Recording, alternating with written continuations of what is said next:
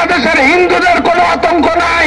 বাংলাদেশে হিন্দু মুসলমান ভাই ভাই, আপনারা ভারত বরং আপনার দেশের মুসলমানদের রক্ষা করুন।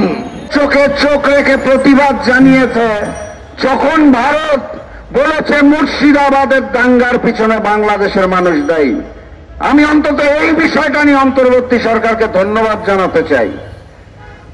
সেই প্রতিবাদের পরিপ্রেক্ষিতে গতকাল ভারতের স্বরাষ্ট্র মন্ত্রণালয় থেকে বলেছে যে বাংলাদেশ যে প্রতিবাদ করেছে এটা নাকি লোক দেখানো প্রতিবাদ, এই প্রতিবাদ নাকি অবাচ্ছিন, এই প্রতিবাদের নাকি কোনো প্রয়োজন ছিল না।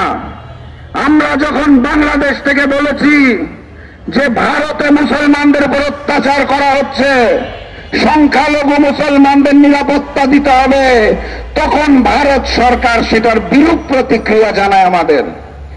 এটা হচ্ছে সেই নরেন্দ্র মোদীর ভারত সরকার যারা শেখ হাসিনার পতনের পর আমার দেশের হিন্দু ভাইদের নিয়ে কথা বলেন। বাংলাদেশের হিন্দু সমাজ, বৌদ্ধ সমাজ, খ্রিস্টান সমাজ মুসলমানদের সাথে একত্রিতভাবেই থাকে। বাংলাদেশের হিন্দুদের কোনো আতঙ্ক নাই। বাংলাদেশে হিন্দু মুসলমান ভাই ভাই, আপনারা ভারত বরং আপনার দেশের মুসলমানদের রক্ষা করুন। মাত্র রমজান মাস যে শেষ হলো, সেই রমজান মাসেও হোলি উৎসবের নাম করে হিন্দুস্তানের উগ্র হিন্দুরা মুসলমানদের উপর আক্রমণ করেছে। মসজিদে যেটা বাধা দেওয়া হয়েছে, আর এই ওয়াকাফ আইন নিয়ে কি বলবো, সংশোধনী নিয়ে কি বলবো। এখন তো তাদের পরিকল্পনা হচ্ছে সারা ভারত থেকে যত মসজিদ, মাদ্রাসা, এতিমখানা আছে তাকে উচ্ছেদ করে দেওয়া।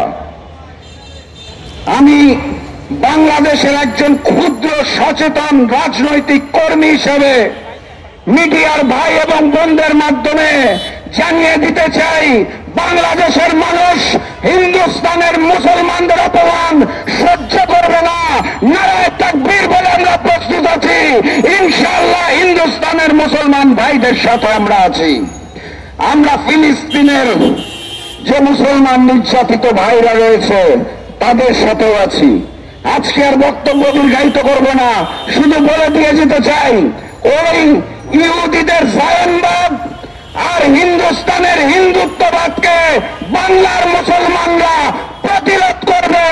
ইহুদি পড়লে এবং হিন্দুস্তানি পড়লে বয়কটের মাধ্যমে ইনশাআল্লাহ। আগামী দিনের স্বপ্নালী মুসলিম বিশ্বের প্রতি আহ্বান জানিয়ে আমি আজকের মতো বিদায় নিচ্ছি। বিষয়ের পথযাত্রা শুরু, জীবন অথবা মৃত্যু। আসসালামু আলাইকুম।